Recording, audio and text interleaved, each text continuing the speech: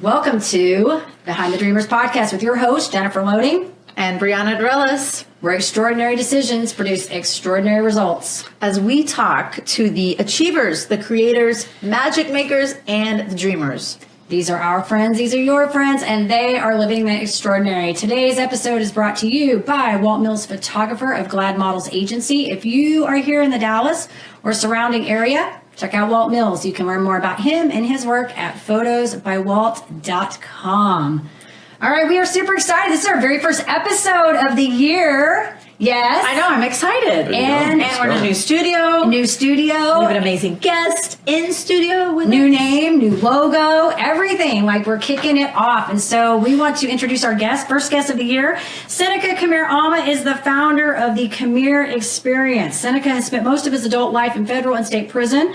Through his years of existing in such a closed-minded environment, he had the unique opportunity to open his own. KMIR Keep in Remembrance is more than a company and nonprofit. The KMIR Experience is a culture and way of life. Many of the concepts woven throughout KMIR were birthed from Mr. Alma's many years of incarceration. His workshops, products, fitness camps, and lectures help impact the lives of those who have gotten off track in life. Seneca KMIR Alma is also an award-winning playwright, spiritual facilitator at the Dallas Meditation Center in Richardson, a dad to his son Elijah, and a fitness, yoga, meditation trainer at Good Work. Is this co-working space? Yes, good co-working. Yeah, near downtown. So welcome to the show, Seneca. Thank you for having me. I didn't even know you had a son. I learned something new today. There you go. I love it. How old is your son, by the way? My son just turned 12. Oh my goodness. Ooh. Yeah, he just So not so turned little. 12. Not so little. Still have some control, but not so little, Yeah, right? he's about to be a teenager. It's crazy. That's awesome. Well, welcome. We're so glad that you're here today. And yes. I am super excited. This is, like I said, this is our first show. We're super thrilled to have you here today and talk about what you are doing and all that good stuff. So I want to kick this off, I think, really quick. Just tell us a little bit about who Seneca is. What is this that you are doing and who are you serving? Yes, well, thank you for having me. Thank you. Again, my name is Seneca KMIR Alma. The question, who am I and who do I serve? Yes, my name is Seneca. Seneca was a name given to me. KMIR Alma is a name that I adopted just kind of later on in life. It means Seneca, KMIR, keep me in remembrance, and Alma is another word for spirit. So just keeping me in remembrance that I'm spirit, is essentially what that means. I began my path in federal prison at the age of 19. I first got into meditation. Someone came in and started doing meditation. And I was always been interested in like Eastern philosophy. So this guy came and I started doing yoga, and just naturally, without knowing it back then, I'm kind of a teacher, just kind of innately. So I just started doing like yoga sessions out on the rec yard, found out I had a knack for it, I had a gift for it. But most importantly, it was therapeutic for myself. So it just got me through a lot and fell in love with the whole lifestyle and culture. And that's how I got on the path of spirituality. So awesome. And I don't know if I shared this with Brianna, but Seneca and I met at an event that I was invited to come in and speak, and that was, I think, early October. And so I was so impressed with him because it just, his whole, just the way he was carrying himself, and he was talking about meditation, which is something that, I think I shared with you that when I was going through a health stint in 2012, I had taken up transcendental meditation. And so that's been a very big part of my life, is the whole meditation. And even to this day, I don't do it every day, but I still do it a lot of times. So I think that is so awesome that you have the opportunity to carry that over. And you're also a fitness trainer, so you do some of that as well. Yeah, correct? I have like so much information and stories. Do. It's just really breaking it, into bits and pieces. So I've been to federal prison and state prison, right? And I did 3 years in federal prison and 9 years in state prison. 2 different times, actually. I actually went to federal prison, went to prison, came home.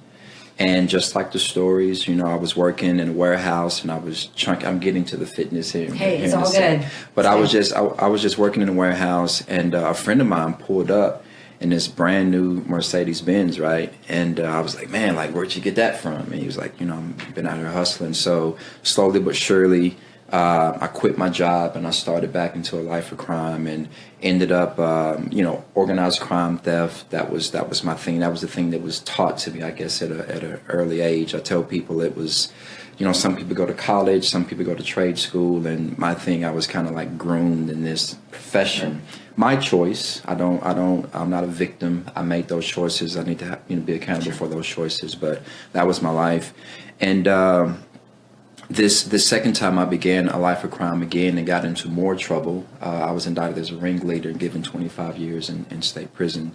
And it was in this time where I was like, hey, like, I need to do something different. I can't continue to exchange the years of my life, and trying to make it illegally.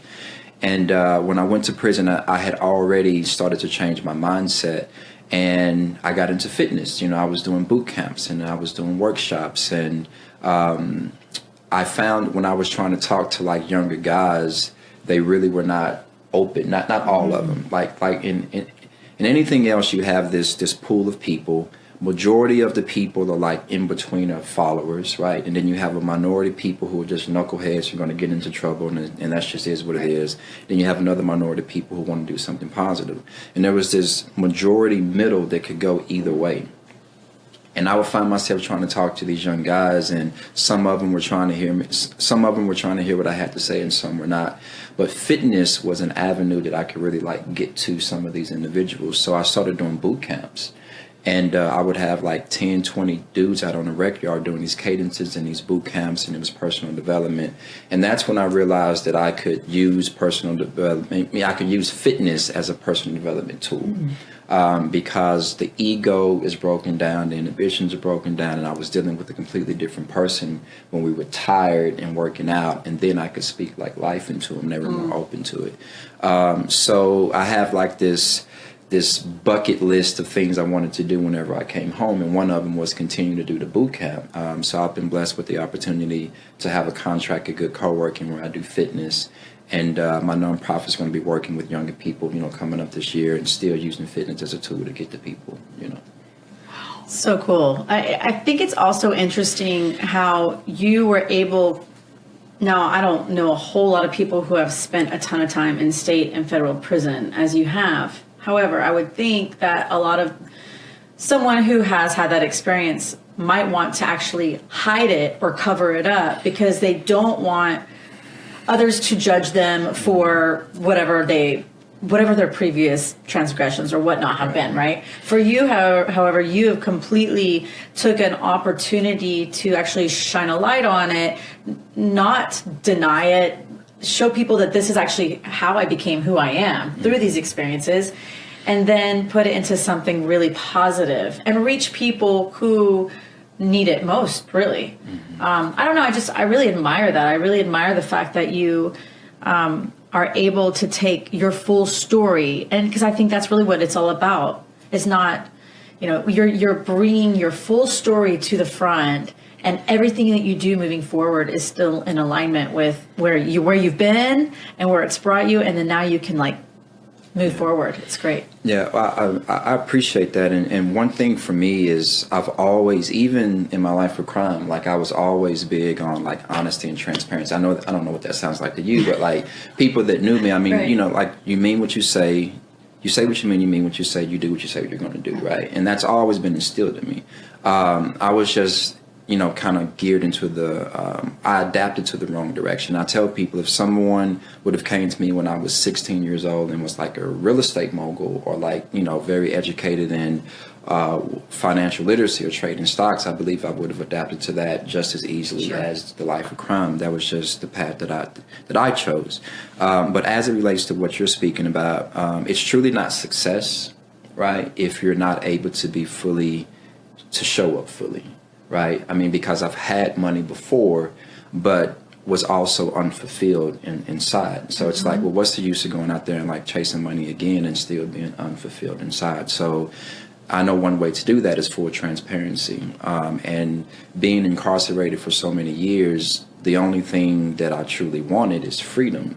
And you're not free if you're not showing up and being completely honest about who you are. It's a prison within a prison. Sure. So yeah, there's definitely layers to it, but how I came even to the point was I was at home. I got a call from someone, and they had access to that type of information, and they said that basically the Secret Service was coming to my home. And I dropped everything. I hit my safe. I jumped in my car, and it happened just like the movies. Like I'm driving down 35, and it starts raining like out of nowhere, right? And I'm driving. I'm calling people that I know. I'm like, hey, like something's happened. I'm breaking my phones. I'm throwing them out of the window. I'm just like, hey, like you guys need to either get out of town. Like, you know, they're basically coming for us. I called my mom. And I told her, I was like, hey, like, you know, something's happened. And this was when it first began, because her voice, when she asked me this question, I felt it in a way that I had never felt it before. And she asked me, she said, what is it now, Seneca? And when she said it, it was like if we were watching a movie and you could see like somebody's spirit like come out of their mouth, like that's what it felt like. And it weighed on me in a way that had never done before. I was 19 when I went to prison before. You know, this time I was just like 23. But, you know, I had a girlfriend. She had a daughter. I had more responsibility. I was coming more into a manhood state, doing more things. And I went home. I dropped off some money, went through that whole thing. And I went on a run to Austin. And when I was in Austin, I was just really evaluating myself. I had been drinking. I get out the shower and I'm looking in the mirror at my reflection. And I started to mumble these negative, incoherent things to myself about how I had messed up my life. Because I knew that this time was like different. Like we stole a lot of money. It was a very high profile case in Dallas. And I know a lot of people are going to be going to jail, unfortunately. And I'm sitting here looking in the mirror and I just pass out completely, right? And I hit the back of my head on the floor and I get up and I'm bleeding and I'm looking at my reflection. And no matter how much money I had made, no matter how many cars had been acquired, the reality of the situation was that this was the reality of my situation in my life. And that's when I really just started to just, you know, self-evaluate. And I go to the bedroom. I was in a hideaway house, right? Nobody knew where I was but my mom. And I go to my to the bedroom and I get the trash bag full of money and I'm counting it because the money is the thing that used to bring me peace. I didn't really know that I was addicted to money. Like it gave me a sense of identity. And for the first time in my life, I'm counting this money and it felt like green pieces of paper. You know, it didn't feel like, it felt like Monopoly money. And I had never felt that before, and it scared me to death. It was like a bad mushroom trip or something, right? And I was just like, what's going on, man? And finally, I just kind of came to myself, and they had arrested my girlfriend at the time, and she had never been in trouble before in her life, and she was arrested. Of course, I bonded her out of jail. But I had an opportunity to further go on the run, like really, really disappear. And when I was faced with this opportunity, I asked myself, was I capable of doing this? And the answer to that question was, I was, you know, I mean, I truly was. But it was that answer to that question that really caused me to say, I don't want to be this person anymore, you know, because now it's like, okay, you're about to go on the run. You're going to leave her behind.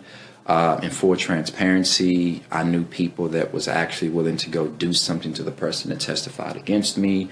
So now I'm just like, you know, I'm like, okay, do you really want to possibly either have this girl killed or hurt, leave your girlfriend behind, go further on the run?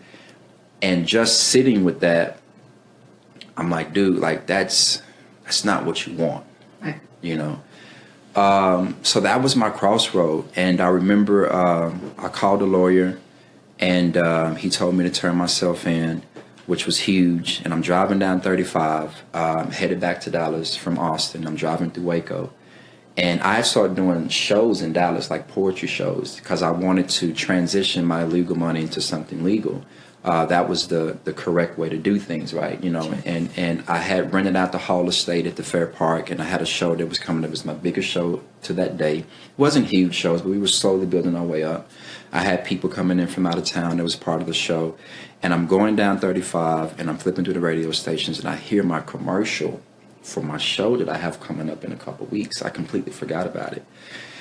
And I was like, damn, you know. I pulled over and I sat on the hood of my car at like 2 o'clock in the morning. And I said, I don't know what I want to do. I don't know how I want to do it, but I know I need to do something different. So when you say, you know, like me showing up now, like there's a backstory behind why I'm being transparent, right? And I hopped in my car, I go to Dallas, and back then it was the Yellow Pages, right? I mean, it was Yellow Pages. And I called every like prison group that I could find, didn't have a clue of what I was doing. And one lady called me back at the Dallas Urban League, Rochelle Alexander, and gave me an opportunity to start speaking. And it was like 30 guys getting out of prison. And I was out on bond for 2 years, fighting my case before I went to prison. And I just started speaking. I started doing different things. I wrote a play, and I seen a whole nother side of life. And even though I still had to go to prison, I went into prison with 2 years of experience of doing stuff different and a whole new mindset. Wow. And I tell people, like, that was the best thing. It was the worst thing and the best thing that ever could have happened to me, because I went into prison with a made up mind already that I was going to make that place my college, my temple, and everything. And I just did that every day and have continued to do that since I've been home. Wow. Thank you for sharing all Yeah, that. what a story. Wow. Thanks for sharing. Absolutely. It's incredible. And while you were there kind of bringing this teaching on, you know, you said in the yard or whatnot, whether it was physical training or meditation or whatnot, did you sense or feel pushback? Because I know you mentioned you had, you know, the people who wanted to listen, the people in the middle, and then, you know, people who really didn't want to, but you still showed up every single day consistently to do what you were there to do ultimately, right? Yeah. Almost like living into your purpose at that place in your life. Did you get resistance from other people? Like, who is this guy? Like, what's he trying to do? Like, yeah, I mean, you know, that happens. The thing about prison, like, there are, I'm not going to say a lot of guys like me, but there are a few. I mean, there are dudes who either they've been in prison for like 10, 20 years and they found religion, or they're doing this and they're doing positive stuff. It's not the majority, but we are sprinkled in there. And if you are, you know, generally, if you're a stand-up person, right, and people can see like it's authentic and you're truly there to help, you know, most of the time you're not going to really have too much trouble. Now, you still will have people that don't like you for whatever particular reason. In situations like that, you know, I never had any major issues. There were times where you can tell people really don't like you, don't really like what you're doing. In addition to that, there always, in my experience, has been a mutual respect. Like, I won't get into your world, and then you're not going to get into my world. I'm going to let you, you know, not let you do your thing, but, you know, just, there's just a respect thing if you show up a certain type of way, you know. But yeah, man, it's in, I mean, I could talk probably for days about prison stories. And I think we could ask you a lot of questions. I think it's remarkable that you made this shift going back into, I think that's the thing that I admire about your entire story, because I think that when you come from a situation where that's been kind of ingrained in you, you know, you've made the comment about if you went into real estate, you would have been able to navigate that, right? But you weren't. You were ideally shown something else, and that's what you grasped onto. And a lot of times I feel like that these patterns repeat over and over and over. And I think the thing that really sets this out is that you made that decision to say, no more. Like, no more. I'm not going to do this anymore. I'm going to be different. I'm going to live different. Which is the choices that we make, right? Ultimately, it boils down to the choices. And so I think this is a remarkable story. I love what you're doing. I think all of it is great.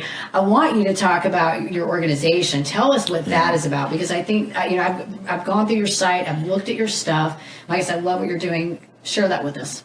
Yeah, so we're babies, you know, we're just not getting started, but definitely grateful as far as where we are today. So I've created, you know, a program centered around the KMIR concept, and we have a nonprofit, we have an LLC, and the nonprofit, we have a contract with Cafe Momentum. Cafe Momentum is a restaurant here in Dallas that takes juvenile kids and teaches them restaurant skills. So thankfully we got that. Shout out to Cafe Momentum. Shout out to Saiz. Absolutely. For sure.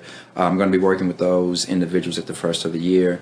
And basically that program is all encompassing. So we teach goal setting, but I don't use the terminology goal setting. I use promise keeping.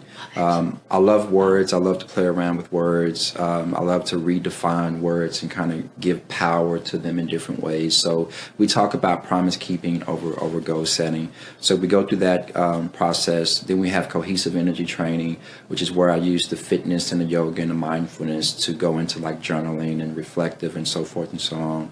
And then we shift to the importance of networking, because networking, I've been able to identify, is so important. I used to read all these magazines when I was locked up, Entrepreneur, Inc. magazine, and all these different business magazines. And, I was just like, man, like, what am I going to do when I go home? And the only thing that I consistently see in these magazines is network. So as soon as I came home, I just started going to networking meetings, right?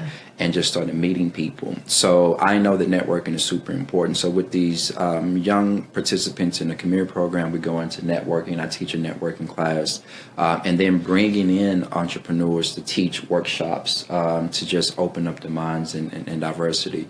And then the last component is creating real world opportunity, actually connecting the clients with people in my network for intern, volunteer, or employment opportunities aligned with their interests, right? Like, I don't care what your interest is. Let's find out what that is, and let's try to connect you with a person or organization that can, just kick you out of the nest in a sense, so you can work through it on your own. Because in my opinion, it's like, if you have the passion and then you have the real world opportunity and just take the step, the rest is like in God's hands. Like, that's the best thing we can do for any human, Yeah.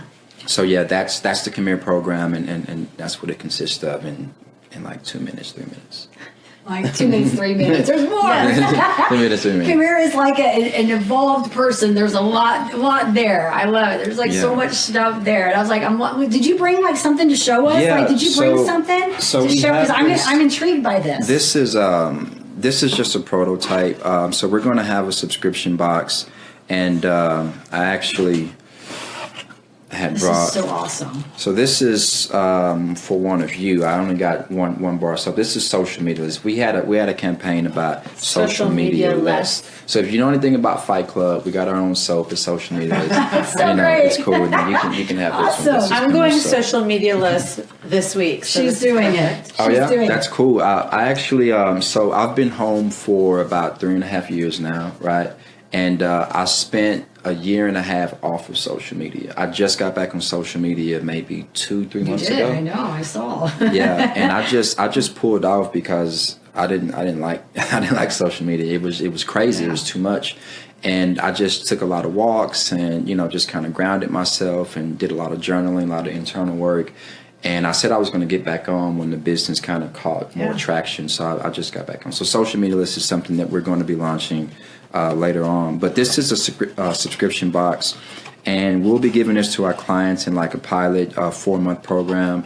So each month there'll be a topic, and whatever the topic is, we have lotion, we have essential oil, we have soap, we have treats, we have chapstick. And we also have these experiences that they can actually do. So the idea is, let's say this one is finances, right? So you make a promise centered around finances, whatever it may be. And then you have a promise song. What is a song that helps keep you in remembrance of whatever your promise is in finance? And we created a Spotify account that you can load your song to.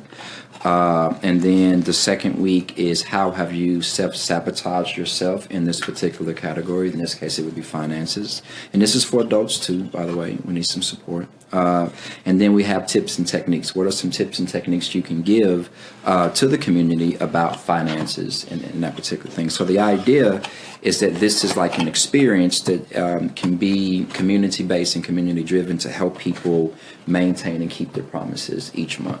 And how I came up with the idea, me and my team, shout out to Sean and Sean. So we have 2 co-founders that are with me. There's a female Sean and a male Sean. Both of their names are spelled the same. And you remember. Yeah, so whenever we're in the meeting, the male Sean we call Swan. And the female Sean we still call the Sean, just so we know who we're talking to. Yeah. But what's crazy, so the male Sean was actually a friend of mine whenever I was incarcerated. Okay. Right? Okay. And we were talking about all these things we wanted to do, and we've maintained our friendship. So we've been friends for a while. The female Sean is somebody I used to actually train, right?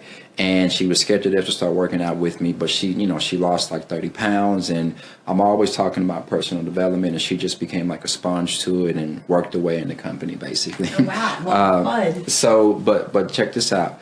Both of their birthdays are the same. Oh my goodness. And that is completely, I mean, one day I actually forgot the male Sean's birthday, and the female Sean was like, yeah, today's my birthday. And I reached out to the male Sean. I was like, hey, like, today's Sean's birthday. Like, do you want to do something? He was like, today's my birthday. I'm like, Oh my what? goodness. Wow. And so that's, I have no idea what that means, but this is what it is. It's meant to be. Come here. Yeah, so this right here is just based on the premise of being good to yourself, making small promises, and the more that you do that, essentially, your life will change. And as we talk about on our website, we want to make personal development not to be so heavy, right, and bogged down, something light and almost something kind of fun, and more so of a lifestyle. Sure. And this is a very tangible reminder of the promise that you make that month. Mm-hmm. So even like the soap or the lotions, every time you put it on, like it's that almost that mental association of, okay, right. I've made this promise. It's like that daily reminder. Yes. That's really fascinating. And what's cool about that is that we actually, with the box, engaged all five senses, right? You have the song, which engages sound. You have the smell, which is essential oil and the soap.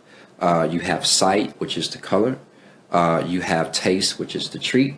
And touch, which can also be the soap as well. Sure. So we wanted to engage all five senses to help keep you in remembrance of your promise. And I have this thing called ABP, which is as a byproduct training, which essentially says it's not a thing to do, but it's a person to become as a byproduct of making these small goals.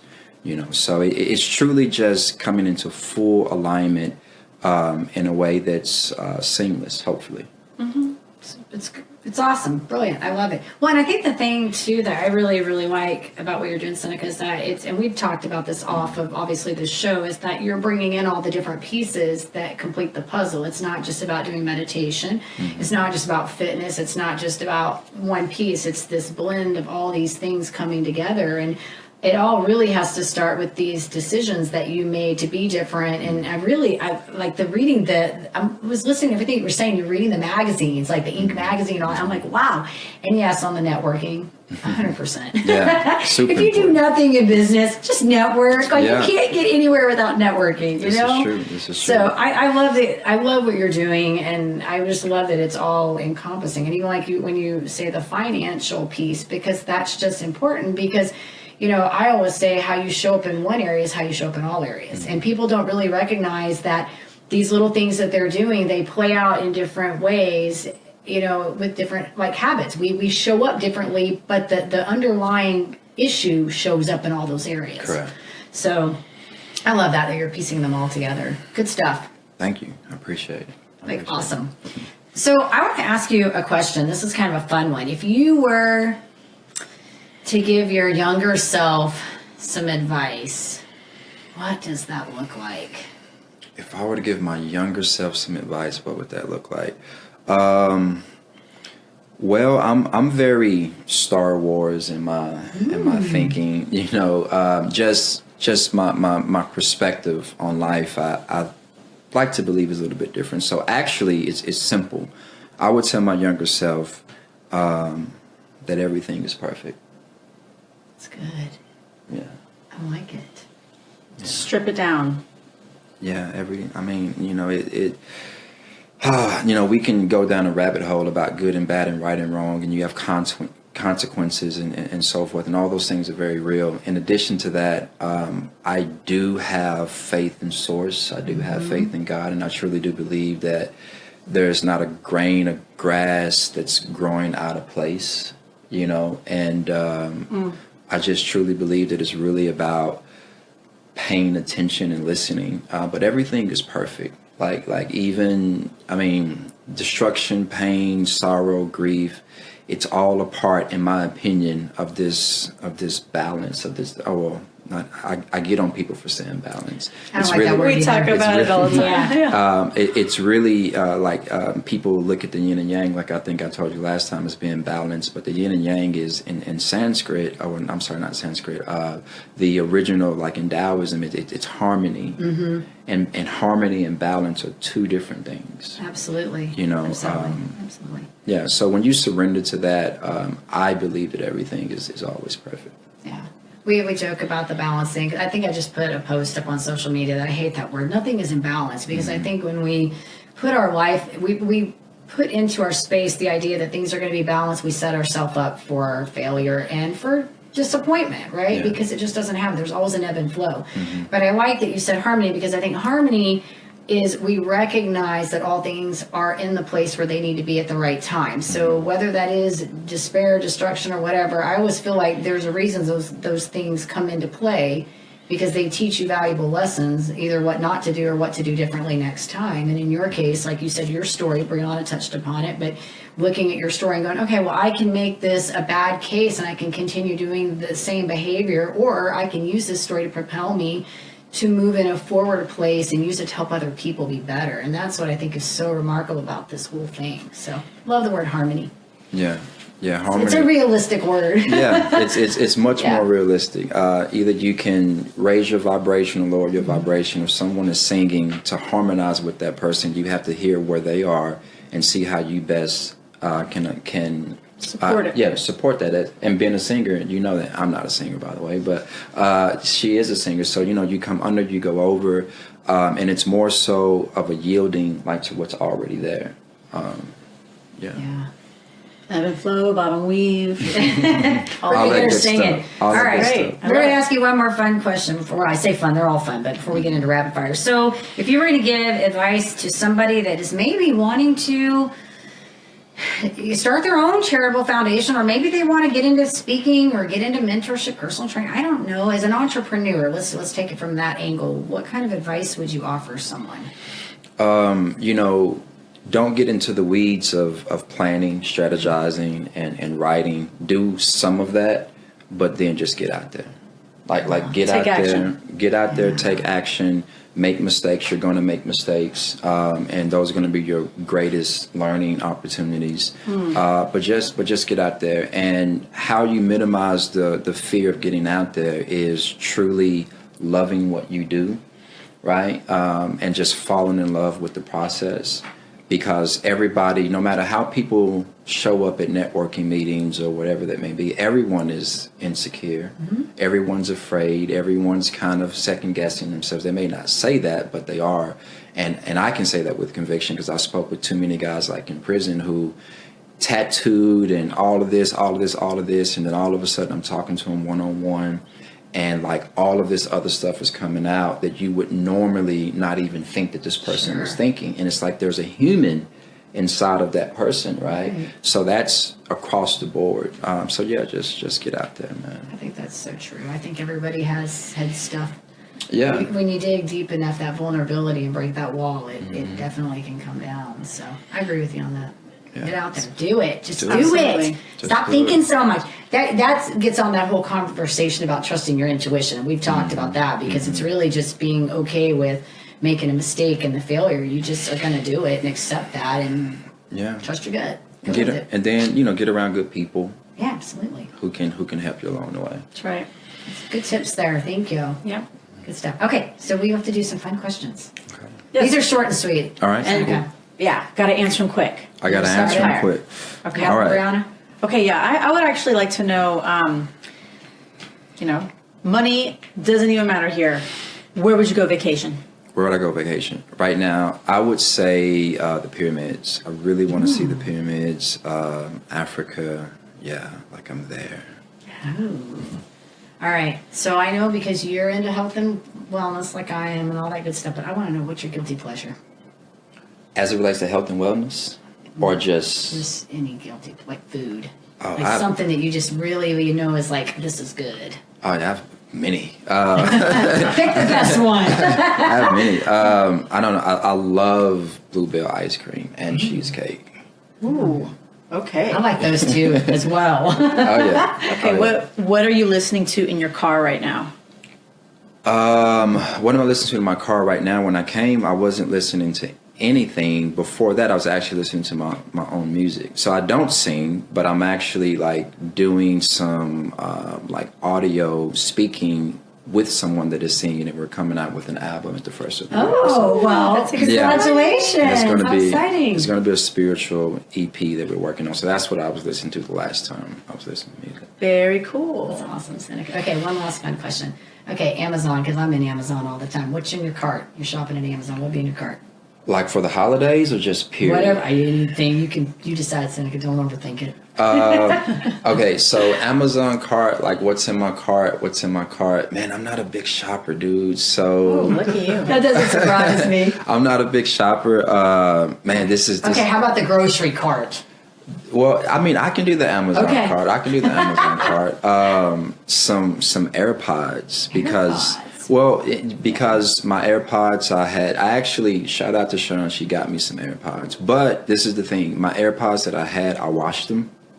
Right, so they were in your pocket? they were in my Oh, pocket. God. So I had the earplugs with the cord, and I've been working out at the gym and just like getting tangled up all over the place. And so AirPods would probably be my thing, but somebody just got me some. So it's Nice. Thank you, Those- Sean. Yeah, those might be on my son's list because he's washed a few pairs too. Yeah. The dog has killed a pair. We've Yeah. washed a few. I mean, I'm like, maybe you just need to stop buying AirPods, cool. Yeah, those you know? AirPods, man. All right, awesome. Seneca, okay, so if our listeners want to come check you out, your organization, where do we want to send them? Yeah, you can go to KMIR.life. That's our website, KMIR.life. You can contact us there. You can hit us up on the email address. Email address would be hello@KMIR.life. Hello@KMIR.life. You can contact us there. And just reach out. You know, I'm really making a personal commitment whenever I speak or anything that I do is to sincerely reach out to people and say, if you have like a goal or a dream or anything that you want to do, small or big, I don't care. Reach out to me because either I know someone or I may know someone that knows someone that can at least get you to the next step of where you are. Or maybe it's just answering a question. And I want to really show up more with that this year, sincerely. And because I don't want to like play personal development, I want it to like actually like be a real thing. So again, whoever you are, wherever you are, no matter what you have going on, if you're in a jam and you don't really know like what the next step is, reach out to me. I promise I'll contact you back and try to connect you with someone that can get you to another level.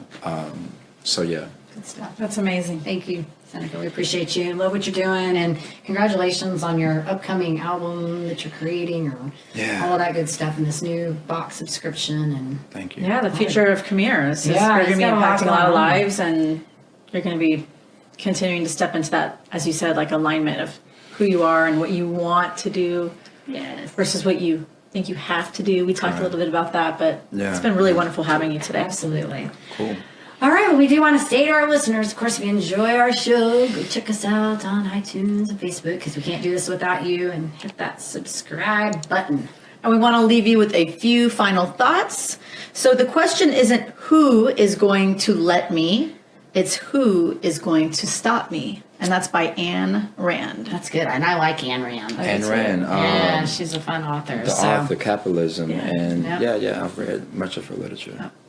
All right, and in order to live the extraordinary, you must start, and every start begins with a decision. You guys take care, be safe, and be kind to one another. We will see you next time.